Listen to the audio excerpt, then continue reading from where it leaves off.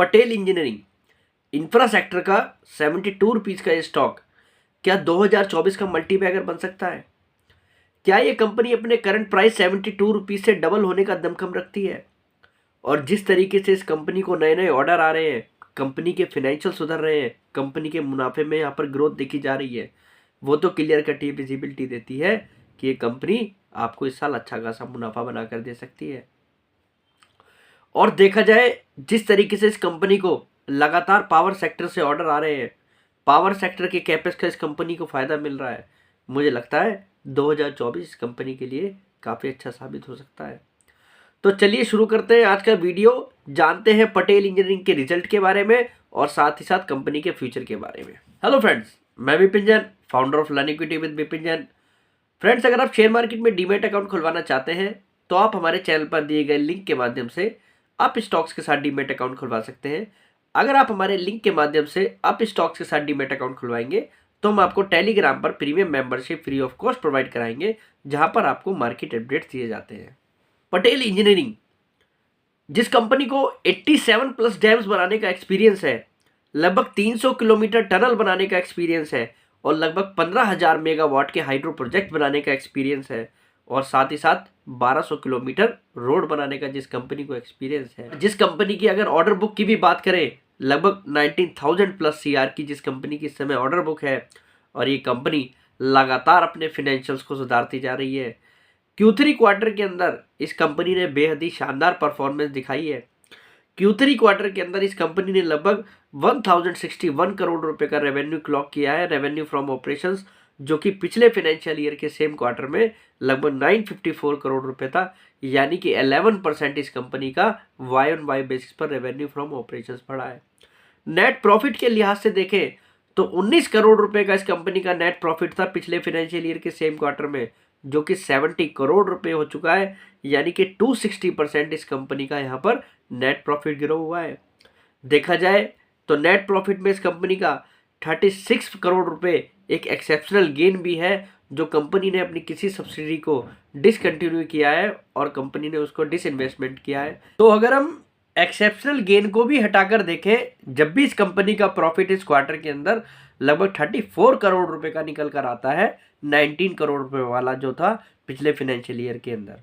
तो यानी कि जब भी देखा जाए इस कंपनी ने अपने नेट प्रॉफिट को यहाँ पर डबल किया है पिछले फाइनेंशियल ईयर के सेम क्वार्टर के मुकाबले। फिर 9 मंथ के बेसिस पर भी देखें तो अब तक ये कंपनी लगभग 3200 करोड़ रुपए का रेवेन्यू फ्रॉम ऑपरेशंस क्लॉक कर चुकी है, जो कि 2686 CR था पिछले फाइनेंशियल ईयर के अंदर 9 मंथ के बेसिस पर। नेट प्रॉफिट 140 CR पर है, जो कि पिछले फाइनेंशियल ईयर के अंदर 9 मंथ के बेसिस पर 70 करोड़ रुपए था। फिर पटेल इंजीनियरिंग ने अपने ग्रॉस डेट को भी रिड्यूस किया है। अब कंपनी को प्रॉफिट बढ़ रहा है तो कंपनी ने यहाँ पर डेट को भी रिड्यूस किया है। 2163 करोड़ रुपए का कंपनी का ग्रॉस डेट था Q3 FY23 के अंदर, जो कि Q3 FY24 के अंदर इस फाइनेंशियल ईयर के अंदर लगभग 1965 करोड़ रुपए हो चुका है। तो कंपनी ने अपने ग्रॉस डेट को भी यहाँ पर रिड्यूस किया है। कंपनी की फाइनेंस कॉस्ट लगातार घटती जा रही है, कंपनी की फाइनेंस कॉस्ट भी यहाँ रिड्यूस हो रही है डेट घटने की वजह से। फिर कंपनी की ऑर्डर बुक पे भी नज़र डालें, 19,000 प्लस CR की कंपनी की ऑर्डर बुक है और आप ध्यान दीजिएगा इस कंपनी की ऑर्डर बुक में लगभग 60% ऑर्डर हाइड्रो सेक्टर से हैं और लगभग 21% ऑर्डर इरिगेशन सेक्टर से हैं और 11% ऑर्डर कंपनी को टनल बनाने के हैं। यानी कि इस कंपनी को पावर सेक्टर के कैपेक्स का भरपूर फायदा हो रहा है। कंपनी को 60% ऑर्डर हाइड्रो सेक्टर से मिले हैं। ये क्लियर कट ये विजिबिलिटी दे रहा है कि जो पावर सेक्टर में जो कंपनियां कैपेक्स कर रही हैं और PSU कंपनियां जो कैपेक्स कर रही हैं, उसका इस कंपनी को सीधा सीधा फायदा मिल रहा है, क्योंकि कंपनी की ऑर्डर बुक में लगभग 61% पार्टिसिपेशन सेंट्रल गवर्नमेंट और यहाँ पर जो है PSUs का है। यानी कि SJVN, NHPC जैसी जो संस्थाएं हैं जो यहाँ पर पावर सेक्टर के अंदर कैपेक्स कर रही हैं, रिन्यूएबल एनर्जी सेक्टर के अंदर, हाइड्रो सेक्टर के अंदर, उसका इस कंपनी को यहाँ पर भरपूर फायदा मिल रहा है। फिर 34% जो कंपनी को ऑर्डर बुक में जो हिस्सा है वो स्टेट गवर्नमेंट की तरफ से है, यानी कि इस कंपनी की ऑर्डर बुक में ज़्यादातर हिस्सा स्टेट गवर्नमेंट, सेंट्रल गवर्नमेंट और गवर्नमेंट एजेंसियों के माध्यम से है, जो इस कंपनी की ऑर्डर विजिबिलिटी के लिए या ऑर्डर बुक के लिए काफ़ी अच्छा दिखाई देता है। फिर कंपनी ने अगर ऑर्डर लिए हैं तो कंपनी ने यहाँ पर स्केल अप भी किया है। कंपनी ने अपने ऑपरेशंस को स्केल अप करने के लिए अपने एम्प्लॉयज़ की संख्या भी बढ़ाई है। कंपनी ने 2130 जो कंपनी के पास एम्प्लॉय थे 2130 FY21 के अंदर, वो इस समय लगभग 4426 हो चुके हैं, यानी कि 4426। कंपनी ने यहाँ पर इक्विपमेंट की भी संख्या बढ़ाई है। 7986 जो कंपनी के इक्विपमेंट थे वो अब 10,404 हो चुके हैं।